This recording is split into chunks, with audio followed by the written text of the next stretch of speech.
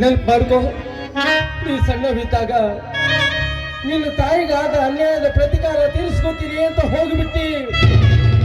ನಿನ್ನ ತಾಯಿ ಇವತ್ತು ಬರ್ತಾನ ನಾಳೆ ಬರ್ತಾನ ಅಂತ ದಾರಿ ಕಾದು ಕಾದು ಕೊನೆಗೊಂದಿನ ಹಾಸಿಗೆ ಹಿಡಿದ್ಲು.